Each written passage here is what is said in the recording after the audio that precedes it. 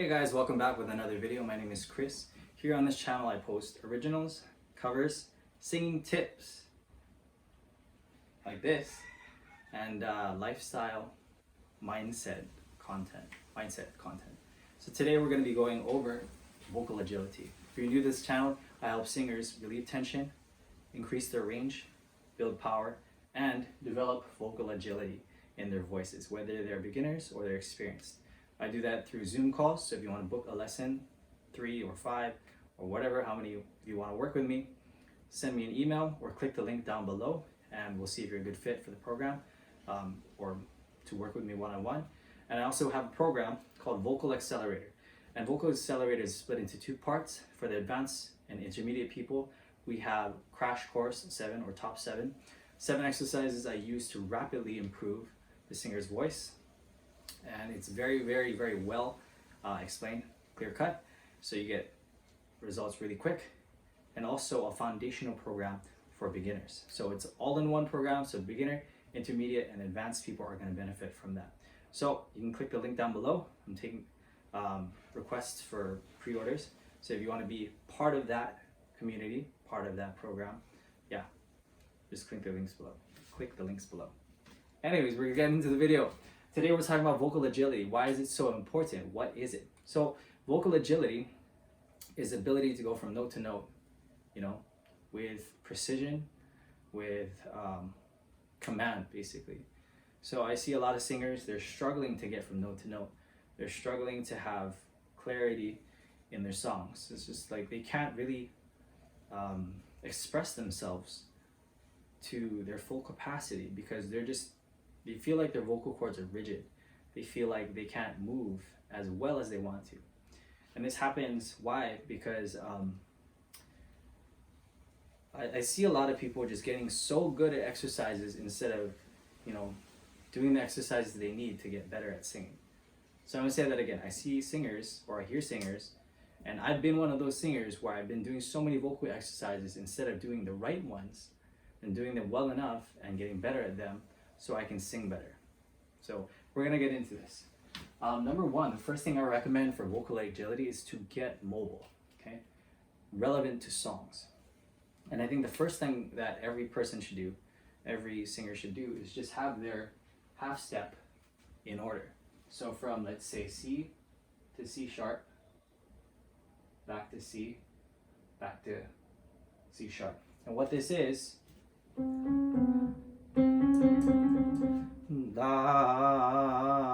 it's just the smallest interval you can do. It's a half step for American music anyways. I know that India has smaller scales, but I mean, unless you're from India and you're singing that kind of music, half step will apply to you. So let me put a little higher for myself. La. Get mobile, start with that. La. Okay. This is the first step because you're just basically jumping from one note to the next, but you have a relationship there. You start to move instead of just singing, la. Some people do big jumps in the beginning and they miss out on this tiny little benefit of just doing this. So going on the piano, picking 2 keys and going back and forth between them. La. Then we go move up. La. I'm doing a la, so this is like saying lawfully or lost. La. Just moving up the piano and getting mobile, getting warm in that sense. La. Okay, this is a good feeling too because you keep that connection. You're not la la la la la la la la la la. It's not choppy. It's all connected. So we're just basically taking the note, going up and back down. So we get this kind of movement in the voice. It's a lot like how gymnasts, they do wrist rotations before they start gripping the bars and hanging and swinging and doing backflips and handstands and all those sorts of things. This elementary movement, this very simple kind of warm-up, that kind of thing, it gets this mobile. So you can do all the fancy stuff, hanging, swinging, flipping, jumping, pushing, all that kind of stuff. So it's the same with singing. You just take a small amount of responsibility, a small amount of movement, and work that into your daily routine, especially because vibrato is not necessarily going from C to C sharp. It's a lot smaller movement. So if this is C and this is C sharp, for vibrato, we're going like this. It's still a C, but we have that little bit of movement that makes it sound pretty. So la versus la, okay? So that's the first thing for vocal agility. If you're trying to develop that, if you feel like you're stuck or you feel like your voice is just, not cooperating, just get a little bit mobile. Go from C to C sharp back to C, or pick anywhere on the piano or with your guitar or with your bass, and just get comfortable doing that little tiny movement. La, okay? And you'll start to feel things move. You start to feel things click a lot better. It'll just be a lot more comfortable when you have that wrist rotation going on. I just like to think of it like that. You just warm up in a way that's gonna get the, movement going. And next, okay, we're gonna go into practicing intervals. So what this is, you can look it up. There's thirds, fourths, fifths, minor third, minor fourth, all those sorts of things. But all it is just go on the piano and try jumping from note to note in different intervals, okay? So let's say we're gonna go from a C to, we already did a C to C sharp. So we're gonna go C to D and then back down. So this is the beginning, the first one we did. La, okay? Next one we could do is just go to C to D. La. Sorry, there's a plane overhead. Anyways, it's just a bigger jump, but you're going back and forth between them, trying to be accurate as possible. Okay? So we're gonna hit this, this, this, this, this, this, and just go back and forth and get comfortable with that. And what you want to do as you progress is you want to keep that interval. So moving up, that's a whole step. So this is a whole step. You don't have to learn this theory. I'm just explaining for you. You do D to E. E, la. Okay? And you're experimenting with your voice, trying to get it to do certain different things. Because you notice songs have different jumps, different intervals in them. So if you can practice the intervals, not necessarily having to do every single interval on piano, because there's kind of a lot of them, honestly. I think there's 12 notes, and you have different relationships between them. Maybe that's like 24 different connections. And that's a lot of practicing. That's very thorough, which is good for you. But just go with the important ones. So we do, this is a half step, we do the whole step. We go to C to E maybe. C to F is a good one. C to G, C to A. And then this one I don't see too often, but C to a B. So this is a high B, C to B. So it sounds like this, C, E, okay? Even though I won't always use that, or I don't hear that often, it's really good to just go ahead and try it. E,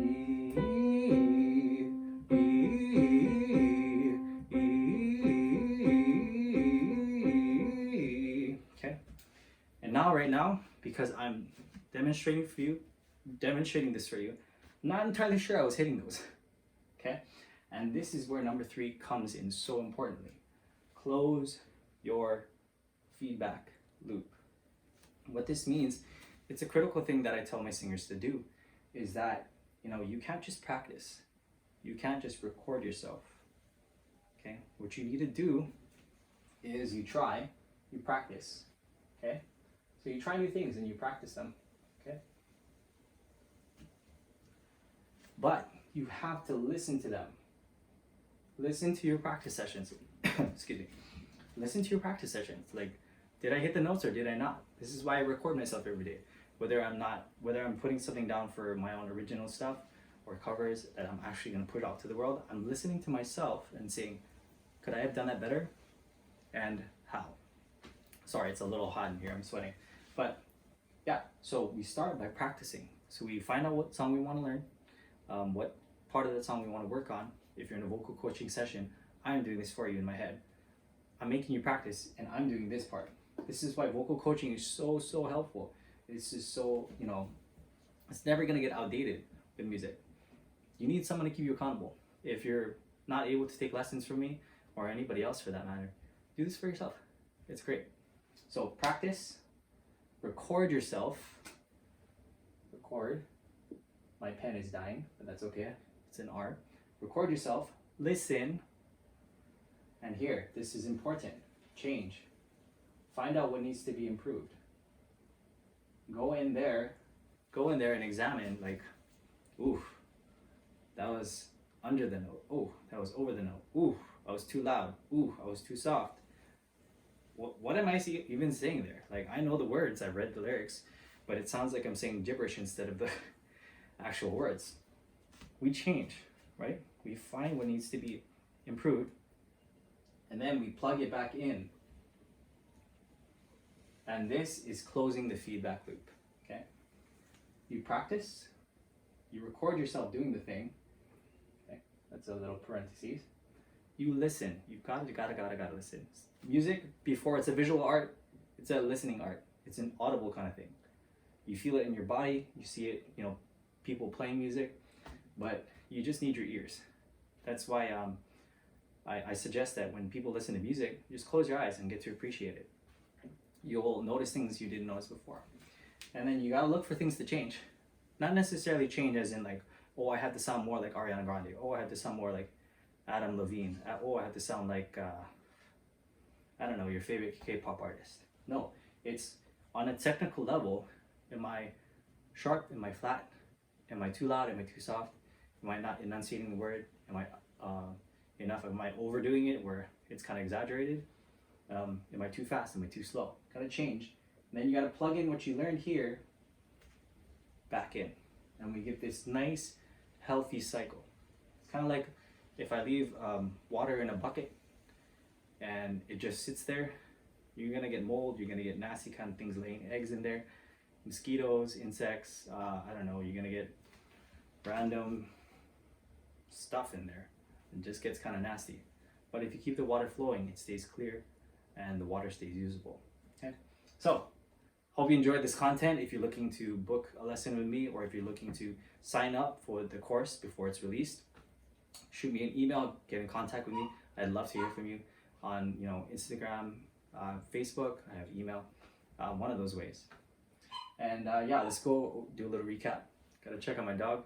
She's looking for a little love. But vocal agility, we're gonna get mobile, starting off with this little bit of movement.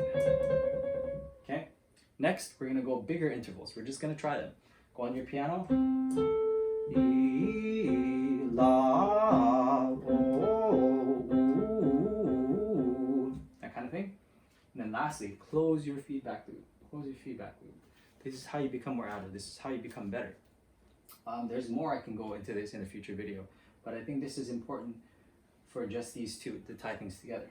You practice, you record yourself, you listen, you change something, pick one thing to improve, then you gotta plug it in to practice and just rinse and repeat, rinse and repeat. So thanks for watching this video. I know it was a little bit longer, but I feel like it's really, really important. This is so important for you to get because I want to hear you succeed. I want to see you succeed. And if you need more help with a one-on-one, Zoom lesson, I'm more than happy to work with you. Just contact me through email or one of the links below. It'll be somewhere down there. And yeah, we'll be in touch soon. I'm looking forward to putting out more content to help you become a better singer. And hope you guys have a great day. Thanks, I'm Chris Howard. See you in the next video. Bye.